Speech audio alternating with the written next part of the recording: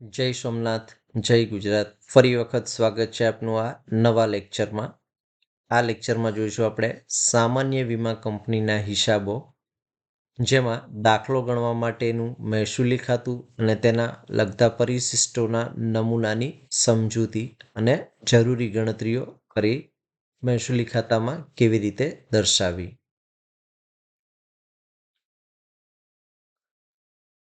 તો સામાન્ય વીમા કંપનીનો દાખલો ગણવા માટે મહેસૂલી ખાતું અને તેને લગતા પરિશિષ્ટો તૈયાર કરવાના છે, જેમાં સૌપ્રથમ મહેસૂલી ખાતું તૈયાર કરવું, ત્યારબાદ તેને લગતા 4 પરિશિષ્ટ તૈયાર કરવાના છે, જેમાં પરિશિષ્ટ નંબર 1 ચોખ્ખું કમાયેલ પ્રીમિયમ અંગેનું તૈયાર કરવાનું છે, પરિશિષ્ટ નંબર 2 ચૂકવેલ દાવાઓ અંગેનું તૈયાર કરવાનું છે, પરિશિષ્ટ નંબર 3 કમિશન અંગેનું તૈયાર કરવાનું છે, જ્યારે પરિશિષ્ટ નંબર 4 છે એ વહીવટી ખર્ચ અંગેનું તૈયાર કરવાનું છે.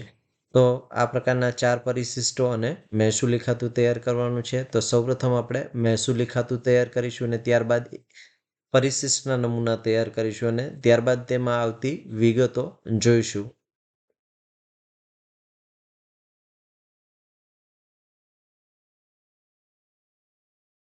તો અહીં આપણે તૈયાર કર્યું છે મહેસૂલી ખાતું, જેમાં આપણે એનું ટાઇટલ આપ્યું છે એસપી ઇન્સ્યોરન્સ કંપનીનું તારીખ 31/3/2024ના રોજ પૂરા થતા વર્ષનું આગ અને દરિયાઈ વિભાગનું મહેસૂલી ખાતું. વિગત, પરિશિષ્ટ, ચાલુ વર્ષ આગ વિભાગ હોય તો આગ વિભાગ લખવાનું છે અને પાછલું વર્ષ દરિયાઈ વિભાગ હોય તો દરિયાઈ વિભાગ લખવાનું. તો અહીંયા 2 વર્ષ આપેલા પણ હોઈ શકે અને આવી રીતે 2 વિભાગ પણ આપેલા હોય. સૌપ્રથમ આપણે આવકો દર્શાવવાની છે, જેમાં કુલ 4 આવકો દર્શાવીશું. કુલ આવકનો સરવાળો કરીશું તો કુલ મહેસૂલી આવક મળશે. ત્યારબાદ આપણે ખર્ચાઓ દર્શાવવાના છે, જે પરિશિષ્ટ મુજબ ગણવાના છે અને કુલ ખર્ચનો સરવાળો કરીશું તો કુલ ખર્ચા બી મળશે. કુલ આવકમાંથી કુલ ખર્ચા બાદ કરીએ તો આપણને મળશે નફો કે નુકસાન. તો આ છે મહેસૂલી ખાતાનો નમૂનો. તો આવી રીતે આટલી લાઈનનો મહેસૂલી ખાતાનો નમૂનો બનાવી લો. ત્યારબાદ જે વિગતો આવતી જશે તેમ તેમ આપણે મહેસૂલી ખાતામાં મૂકતા જઈશું અને વિગતો દર્શાવતા જઈશું. તો સૌપ્રથમ આપણે તૈયાર કરવાનો છે પરિશિષ્ટ નંબર 1 ચોખ્ખું કમાયેલ પ્રીમિયમ. વિગત, ચાલુ વર્ષ કે આગ વિભાગ, પાછલું વર્ષ કે દરિયાઈ વિભાગ. તો આવી રીતે 2 વર્ષ આપ્યા હોય તો 2023-2024 અથવા તો આગ વિભાગ કે દરિયાઈ વિભાગ. ત્યારબાદ આપણે પરિશિષ્ટ નંબર 2 તૈયાર કરવાનું છે. પરિશિષ્ટ નંબર 2નું નામ છે ચોખ્ખા સ્વીકારેલ દાવાઓ અથવા તો ચૂકવેલ દાવાઓ. વિગત, ચાલુ વર્ષ અને પાછલું વર્ષ. તો આવી રીતે પરિશિષ્ટ નંબર 2 તૈયાર કરું 10-15 લાઈનનું અંદાજે.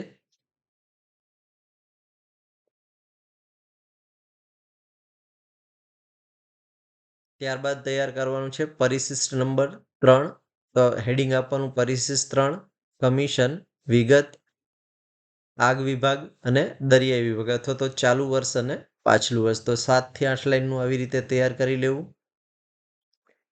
ત્યારબાદ આપણે તૈયાર કરવાનું છે પરિશિષ્ટ નંબર 4 વીમાના ધંધાને લગતા વહીવટી અને અન્ય ખર્ચ. વિગત, આગ વિભાગ કે ચાલુ વર્ષ, દરિયાઈ વિભાગ કે પાછલું વર્ષ. 2 વર્ષ આપ્યા તો વર્ષ લખવાના અને આવી રીતે બંને વિભાગ આપ્યા હોય તો બંને વિભાગ લખવાના છે. તો આવી રીતે મહેસૂલી ખાતાનો નમૂનો અને પરિશિષ્ટ 1 થી 4 તૈયાર થઈ ગયા બાદ પછી આપણે અસરો આપવાની છે. તો સૌપ્રથમ આપણે પરિશિષ્ટ નંબર 1ની વિગતો જોઈશું. તો પરિશિષ્ટ નંબર 1માં સૌપ્રથમ આપણે સીધા ધંધાનું મળેલ પ્રીમિયમ દર્શાવવાનું છે, જે વિભાગનું હોય તે વિભાગમાં. અહીંયા આગ વિભાગનું હોય તો આગ વિભાગમાં અને દરિયાઈ વિભાગનું હોય તો દરિયાઈ વિભાગમાં, અથવા તો ચાલુ વર્ષનું હોય તો પણ અહીંયા અને પાછલા વર્ષનું હોય તો પણ અહીંયા. એમાં આપણે ઉમેરવાનું છે સ્વીકારેલ પુનઃ વીમાનું પ્રીમિયમ, અનુક્રમે આગ વિભાગ અને દરિયાઈ વિભાગનું. ત્યારબાદ એનો અહીંયા સરવાળો કરવાનો છે. સરવાળો થઈ ગયા બાદ એમાંથી બાદ કરવાનું છે આપેલ પુનઃ વીમાનું પ્રીમિયમ અને અહીંયા દર્શાવી દેવાનું છે અનુક્રમે આગ અને દરિયાઈ વિભાગમાં. ત્યારબાદ એનો સરવાળો બાદબાકી કરીને રકમ દર્શાવવાની છે.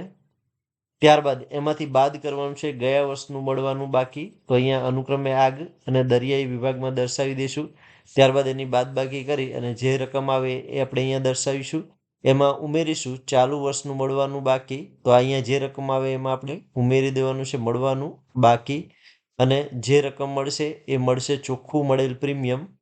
આગ અને દરિયાઈ વિભાગનું. જે આ ચોખ્ખું મળેલ પ્રીમિયમ છે એ પરિશિષ્ટ 1 બંધ થતાં આપણને મળશે અને આ ચોખ્ખું મળેલ પ્રીમિયમની રકમ છે એ આપણે મહેસૂલી ખાતામાં દર્શાવવાની છે. તો જઈશું આપણે મહેસૂલી ખાતામાં અને આવકમાં બતાવીશું મળેલ ચોખ્ખું પ્રીમિયમ. તો આપણે મહેસૂલી ખાતું તૈયાર કરેલું જ હતું. વિગતમાં લખી નાખીશું ચોખ્ખું કમાયેલ પ્રીમિયમ પરિશિષ્ટ 1 મુજબ આગ વિભાગની કે ચાલુ વર્ષની જેટલી વિગત હોય એ અને પાછલું વિભાગ કે દરિયાઈ વિભાગની જે માહિતી હોય તે આંકડા મુજબ અહીંયા દર્શાવીશું. તો પરિશિષ્ટ નંબર 1 બંધ કરી મહેસૂલી ખાતામાં લાવવાનું છે. ત્યારબાદ આપણે ચાલુ જોગવાઈમાં ફેરફાર એટલે કે અનામતમાં ફેરફાર થયો હોય તો તે અંગેની ગણતરી કરવાની છે. એટલે નોંધ નંબર 1 કરીશું ચાલુ જોગવાઈ કે અનામતમાં ફેરફારની જોગવાઈ. જેમાં વિગત આગ અને દરિયાઈ. આગ વિભાગ હોય તો અનામત 50% રાખવાનું છે અને દરિયાઈ વિભાગ હોય તો 100% રાખવાનું છે. તો સૌપ્રથમ આપણે આખરનું બાકી જોખમનું અનામત ગણવાનું છે પ્રીમિયમને આધારે. એ આપણે અનુક્રમે આગ અને દરિયાનું મૂકી દઈશું. ત્યારબાદ એમાં ઉમેરવાનું છે આખરનું વધારાનું અનામત જેટલા ટકા કીધું હોય એટલા. જો 50%, 10% જેમ દાખલામાં સૂચના હોય એ મુજબ આપણે ઉમેરવાનું છે. તો અહીંયા આપણે આખરનું વધારાનું અનામત ઉમેરીશું. ત્યારબાદ એના કુલ આખરનું અનામત એ સરવાળો કરીશું.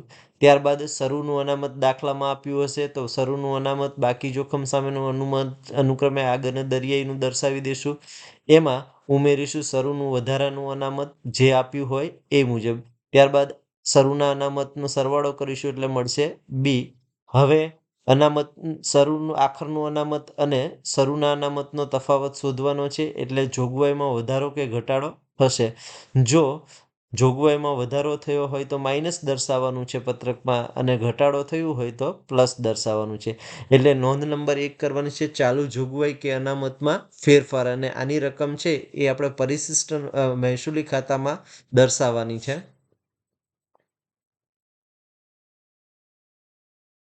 તો મહેસૂલી ખાતામાં જઈશું.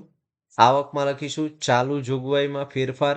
નોંધ 1 મુજબ વધારો આવે તો માઇનસ કરવાનું છે અને ઘટાડો આવે તો પ્લસ કરવાનું છે અનુક્રમે બંને વિભાગમાં. તો જે મુજબ ગણતરી કરી હોય એ મુજબનો આંકડો આવે તે આંકડો આપણે અહીંયા દર્શાવવાનો છે.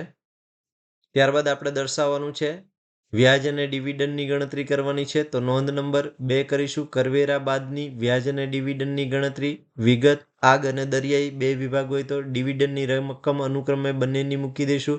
એમાંથી જેટલા ટકા ટેક્સ બાદ કરવાનું કીધું હોય એટલા ટકા ટેક્સ બાદ કરીશું.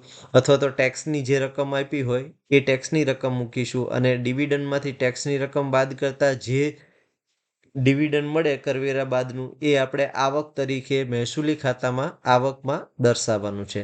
તો ખાસ યાદ રાખવાનું છે કે દરેક દાખલામાં વ્યાજ અને ડિવિડન્ડની વિગત આપી હશે અને તેમાંથી કરવેરા બાદ કરી અને કરવેરા બાદનું ચોખ્ખું વ્યાજ અને ડિવિડન્ડ ધ્યાનમાં લેવાનું છે. આ વ્યાજ અને ડિવિડન્ડ છે એ મહેસૂલી ખાતામાં દર્શાવવાનું છે. તો મહેસૂલી ખાતામાં જઈશું. વિગતમાં લખીશું કરવેરા બાદનું વ્યાજ અને ડિવિડન્ડ. નોંધ 2 મુજબ આગ વિભાગનું હોય તેટલું આગ વિભાગમાં અને દરિયાઈ વિભાગનું હોય તેટલું દરિયાઈ વિભાગમાં. અથવા તો ચાલુ વર્ષનું હોય તો ચાલુ વર્ષનું અને પાછલા વર્ષનું હોય તો પાછલા વર્ષનું. ત્યારબાદ દાખલામાં આપણને જે વિગત આપી હશે તેના આધારે અન્ય વિગતોની કે જોગવાઈ હોય તો તે આપણે અહીંયા 4 નંબરમાં દર્શાવવાની છે. એટલે કે રોકાણો વેચાણનો નફો કે કોઈ પણ પ્રકારનો નફો આપ્યો હોય તો અન્ય વિગતમાં દર્શાવી દેવાનો. અનુક્રમે આગ વિભાગ હોય તો આગ વિભાગ અને દરિયાઈ વિભાગ હોય તો દરિયાઈ વિભાગ. ત્યારબાદ આપણે ખર્ચાઓ ધ્યાનમાં લેવાના છે. તો ખર્ચાઓ અંગેની વિગતમાં સૌપ્રથમ આપણે પરિશિષ્ટ નંબર 2 તૈયાર કર્યું હતું તેની વિગતો ધ્યાનમાં લેવાની છે. તો પરિશિષ્ટ 2 ચોખ્ખા દાવા અંગેનું છે. જેમાં આગ વિભાગ અને દરિયાઈ વિભાગમાં સીધા ચૂકવેલ દાવા હોય એ આપણે અહીંયા દર્શાવવાના છે. આગ અને દરિયાઈના એમાં ઉમેરવાના છે સ્વીકારેલ પુનઃ વીમા અંગે ચાલુ વર્ષના અને ઉમેરી દઈ પછી જે રકમ આવે તે આપણે અહીંયા દર્શાવીશું. ત્યારબાદ આપેલ પુનઃ વીમા અંગેના દાવાની વસૂલાત એટલે કે ગયા વર્ષની હોય તો એ બાદ કરવાની છે. પછી જે રકમ આવે તે આપણે અહીંયા દર્શાવીશું. ત્યારબાદ એમાં ઉમેરવાનું છે સ્વીકારેલ પુનઃ વીમાના દાવા. અનુક્રમે આગ અને દરિયાઈ વિભાગમાં દર્શાવીશું. ઉમેરીને જે રકમનો સરવાળો આવે તે આપણે અહીંયા દર્શાવવાનો છે. ત્યારબાદ એમાંથી બાદ કરવાના છે આપેલ પુનઃ વીમાના દાવા. જે રકમ આગ વિભાગ અને દરિયાઈ વિભાગમાં દર્શાવીશું. અને બાદ કર્યા પછીની જે રકમ વધે એ આપણે અહીંયા દર્શાવવાની છે અનુક્રમે. ત્યારબાદ એમાં ઉમેરવાના છે દાવા અંગેના કાનૂની કે વહીવટી ખર્ચ. તો એ આપણે અહીંયા દર્શાવી દઈશું કાનૂની અને વહીવટી ખર્ચ, અને પછી સરવાળો કરીશું તો મળશે આપણને ચૂકવેલ દાવાઓ અનુક્રમે આગ અને દરિયાઈ વિભાગના. તો આ જે ચૂકવેલ દાવાઓ છે એ આપણે દર્શાવવાના છે મહેસૂલી ખાતામાં ખર્ચ તરીકે, એટલે કે જાવક તરીકે દર્શાવવાના છે. તો મહેસૂલી ખાતામાં જોઈશું વિગતમાં લખીશું ચોખ્ખા સ્વીકારેલ દાવાઓ પરિશિષ્ટ 2 મુજબ આગ વિભાગ અને દરિયાઈ વિભાગના ગણતરી મુજબ. ચોખ્ખા સ્વીકારેલ દાવાઓની ગણતરી થઈ જાય બાદ આપણે કમિશન અંગેનું પરિશિષ્ટ તૈયાર કરવાનું છે 3, અને પરિશિષ્ટની વિગતો શોધી અહીંયા આપણે મૂકવાનું છે. તો બનાવીશું પરિશિષ્ટ નંબર 3 કમિશન, જેમાં સીધા ધંધા પરનું કમિશન અહીંયા મૂકવાનું છે અનુક્રમે આગ વિભાગ અને દરિયાઈ વિભાગનું. એમાં ઉમેરવાનું છે સ્વીકારેલ પુનઃવીમા પરનું કમિશન આગ અને દરિયાઈ વિભાગનું. સરવાળો અહીંયા દર્શાવવાનો છે બંનેનો.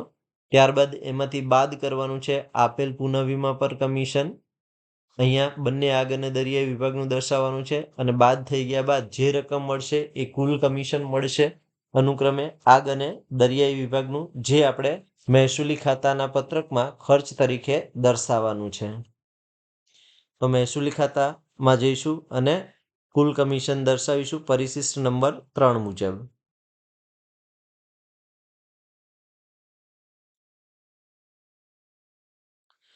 તો વિગતમાં લખીશું કમિશન પરિશિષ્ટ 3 મુજબ આગ વિભાગનું કમિશન જેટલું હોય તે આગમાં દર્શાવવાનું છે, અને દરિયાઈ વિભાગનું જેટલું કમિશન હોય તેટલું દરિયાઈ વિભાગમાં દર્શાવવાનું છે.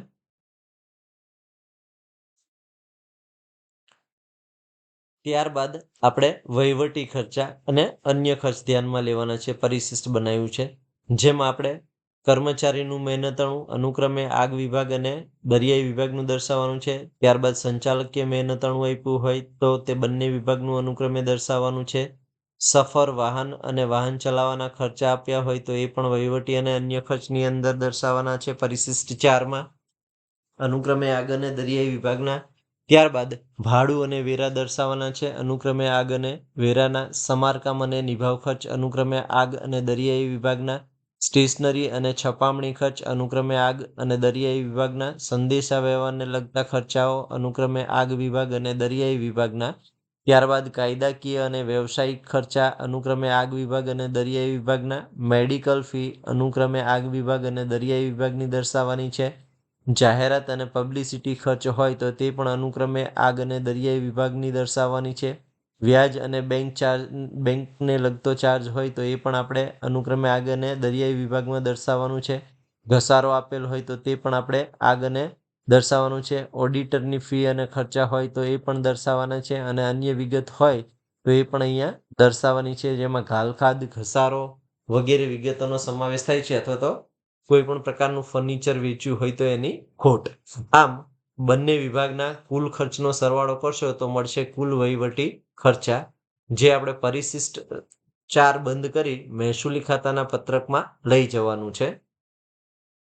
તો પરિશિષ્ટ 4 વીમાના ધંધાને લગતા વહીવટી અને અન્ય ખર્ચ છે એનો સરવાળો કરી આપણે દર્શાવવાનું છે મહેસૂલી ખાતામાં.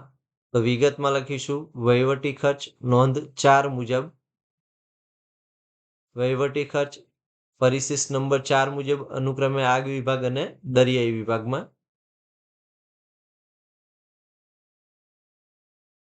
હવે આપણે અન્ય ખર્ચ જો દાખલામાં આપ્યા હોય તો તે દર્શાવવાના છે. તો અન્ય વિગત જો જોગવાઈ આપી હોય તો એ દર્શાવીશું અનુક્રમે આગ અને દરિયાઈ વિભાગની. હવે બધા જ પ્રકારની વિગતો આપણે દર્શાવી દીધી છે. તો આપણે અહીં જોઈ શકીએ છીએ કે મહેસૂલી ખાતામાં કમાયેલ પ્રીમિયમ, અન્ય જોગવાઈ, બાકી જોખમ માટેના અનામત અને વ્યાજ ડિવિડન્ડ દર્શાવ્યું એટલે કુલ આવક મળી, જેનો આપણે સરવાળો કરવાનો છે. કુલ આવક આગ વિભાગ અને દરિયાઈ વિભાગ. ત્યારબાદ ચોખ્ખા સ્વીકારેલ દાવા, કમિશન, વહીવટી ખર્ચ અને અન્ય જોગવાઈ જો આપણે દર્શાવી હોય અનુક્રમે આગ વિભાગ અને દરિયાઈ વિભાગની, તો તેનો સરવાળો કરવાનો છે અને તેને દર્શાવવાનો છે કુલ ખર્ચા બી અનુક્રમે આગ વિભાગ અને દરિયાઈ વિભાગ. ત્યારબાદ નફો કે નુકસાન શોધવાનું છે, એટલે કે A માઇનસ B આવક માઇનસ ખર્ચ એટલે મળશે આગ અને દરિયાઈ વિભાગનો નફો કે ખોટ. જો આવક વધુ હોય અને ખર્ચ ઓછા હોય તો નફો આવશે, અને જો આવક કરતા ખર્ચ વધુ હોય તો દાખલામાં ખોટ આવશે.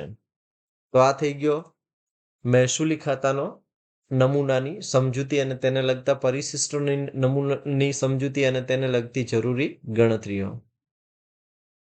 તો ખાસ યાદ રાખવાનું છે કે મહેસૂલી ખાતું અને 4 પરિશિષ્ટો તેમજ જરૂરી ગણતરીઓ દર્શાવી મહેસૂલી ખાતું તૈયાર કરવાનું છે. જો વિડીયો ગમ્યો હોય તો વિડીયોને લાઇક કરો, લિંકને મિત્રો સાથે શેર કરો, ચેનલમાં નવા હોય તો ચેનલ સબસ્ક્રાઇબ કરો. જય સોમનાથ, જય ગુજરાત. Thank you.